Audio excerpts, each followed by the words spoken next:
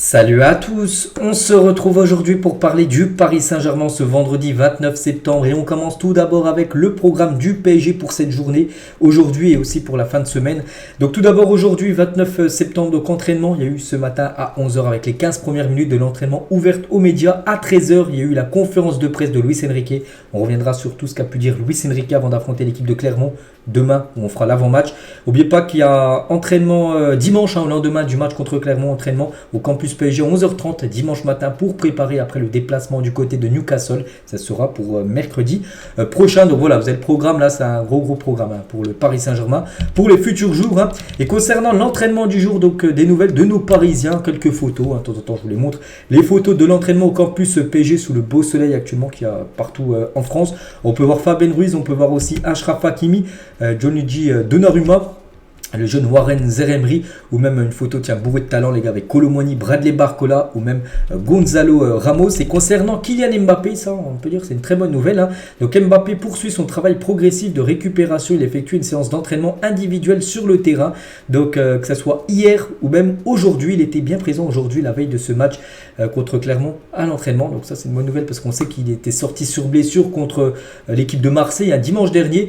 Et du coup ça se passe plutôt bien, ce qui veut peut-être dire qu'il pourrait peut-être être dans le groupe. Pour l'instant, moi je connais pas. Je ne sais pas encore le groupe convoqué par Luis Enrique.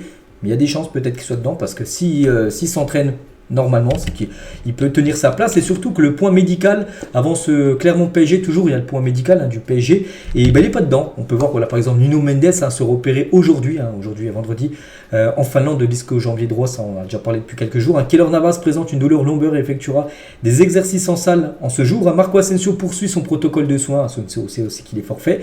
Et Kim Pembe, on sait également qu'il est forfait, continue son travail de rétablissement, on peut dire. Et concernant Mbappé, il n'y a pas de point. Voilà, il n'y a pas de point médical sur Mbappé, ce qui veut peut-être dire qu'il pourrait tenir sa place demain pour le match contre l'équipe de Clermont. Voilà. Donc Mbappé se sent mieux. C'est une excellente bonne nouvelle à l'approche des matchs contre Clermont, mais surtout contre Newcastle. Moi je préfère demain qu'il soit forfait ou même qu'il soit dans le groupe, et je vous dis dernière minute, et qu'il soit bien sûr à 100% et titulaire lors du match contre Newcastle mercredi prochain. L'équipe probable du PSG face à Clermont, d'après l'équipe, ça pourrait ressembler à ça. Donc Donnarumma au but, bon, il n'y a pas trop de surprise. La défense, donc ça pourrait être soit Hakimi ou Mukiele. Peut-être Luis Enrique fera peut-être souffler Hakimi qui a enchaîné les matchs là ces derniers temps. En plus, il est très bon, on le sait, mais peut-être voir commencer Mukiele, c'est une possibilité demain. Marquinhos devrait être le capitaine avec Skriniar ou Danilo. Et côté gauche, Lucas Hernandez. Donc la défense, ça devrait être ça. Le milieu de terrain, ça pourrait être Warren Zaïre-Emery qui pourrait soit être titulaire ou soit souffler. Fabien Ruiz pourrait peut-être le remplacer. Ugarte, Vitinha, sinon contre Clermont. Et devant, donc Dembélé, Ramos, Kolo Muani ou Kylian Mbappé, si bien sûr Mbappé peut tenir sa place. On a parlé à Mbappé avec la petite blessure qu'il a eue. Je pense qu'il commencera peut-être sur le banc, même s'il est présent dans le groupe. Et voilà, ça pourrait être Dembélé, Ramos, Kolo Muani demain. Et Kolo Muani pourrait occuper ce couloir gauche, parce qu'on sait que c'est un joueur qui peut jouer neuf, mais il peut jouer également sur en tant qu'ailier. Ça, c'est pas un souci, bien sûr, pour Randal Kolo Muani. Concernant le programme. Avant la trêve internationale, donc demain jeudi à Clermont à 17h. Ensuite Newcastle PSG, c'est mercredi prochain le 4 octobre. Puis après le week-end d'après, c'est le Stade Rennais contre le PSG, c'est le dimanche. Le dimanche Rennes PSG, puis après ça sera la trêve. On passe du 8 octobre, le dernier match, jusqu'au 21 octobre. Pendant à peu près une dizaine de jours, il n'y a pas de match. Après ce sera la réception de Strasbourg pour un match de Ligue 1. On va parler de Keylor Navas organisé aujourd'hui, donc c'était hier exactement. C'était pas aujourd'hui vendredi, c'était plutôt hier jeudi. Un barbecue géant auquel il a invité tous les joueurs du PSG afin de renforcer les liens du groupe.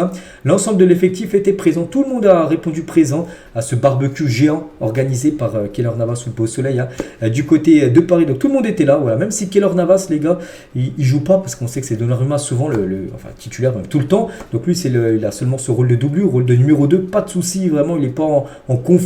Voilà, pas du tout les gars, il a même invité tout le monde pour faire pour tous se retrouver, pour les joueurs bien sûr parisiens.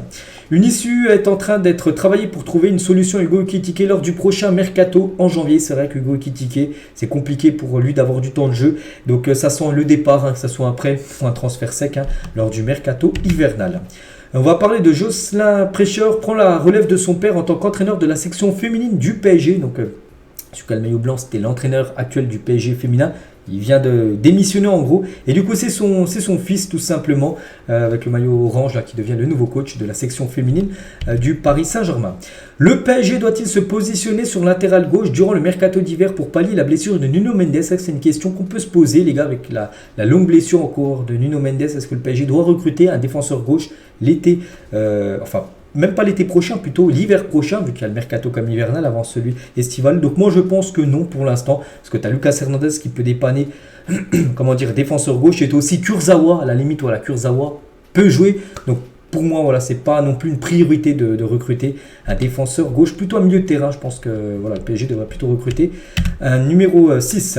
Cédric Doumbé sur son combat, donc il a dit il y aura Kylian Mbappé, le meilleur footballeur français. Donc Cédric Doumbé fera un combat MMA là ce week-end. Il dit qu'en gros Mbappé assistera à son combat. La moitié de l'équipe du PSG sera là. Ils vont venir me supporter. Ils adorent mon trash talking et mes vidéos sur les réseaux sociaux. Ils sont impatients pour le combat. Donc il y aura pas mal de Parisiens qui regarderont le combat de Cédric Doumbé ce week-end.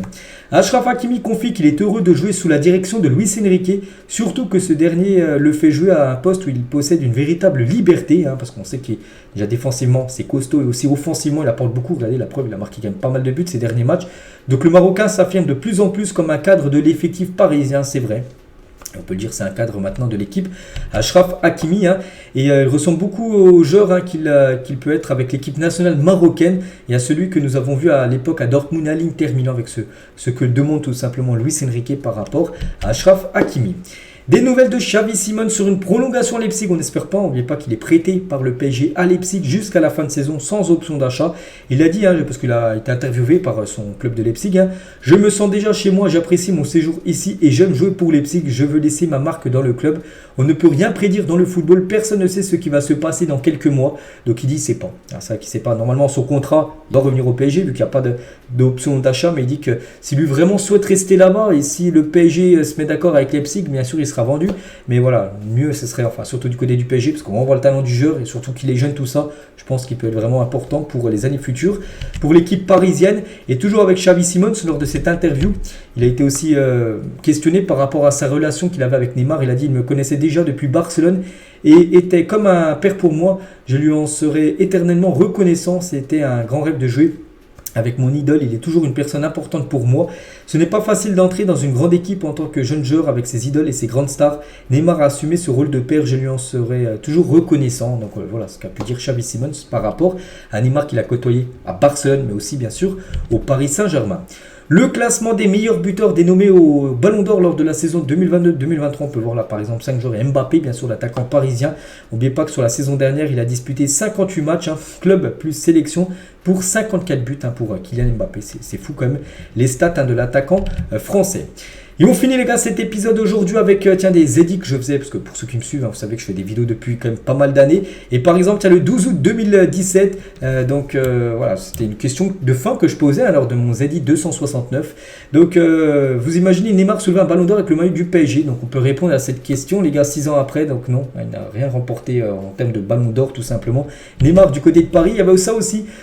C'était le 6 février 2018, j'avais sorti cette photo. Donc un bâtiment de l'avenue des Champs-Élysées s'est illuminé hier soir pour fêter l'anniversaire de Neymar. Heureusement que le PSG a changé de cette façon-là de trop tout donner à Neymar à l'époque. C'était un peu le PSG bling bling. Regardez, ils faisaient ça, le PSG juste pour fêter l'anniversaire de Neymar. Ils avaient payé pour que des écriteaux soient mis sur des monuments du côté de Paris juste pour souhaiter l'anniversaire de Neymar. Bon, c'était la première année qu'il était là, après ça a été fini parce qu'on sait qu'il n'a pas répondu aux attentes comme Neymar du côté de Paris. Enfin, pour quelques matchs, mais pas tant ce qu'on espérait. Et aussi, regardez Marco Asensio, nouveau joueur du PSG.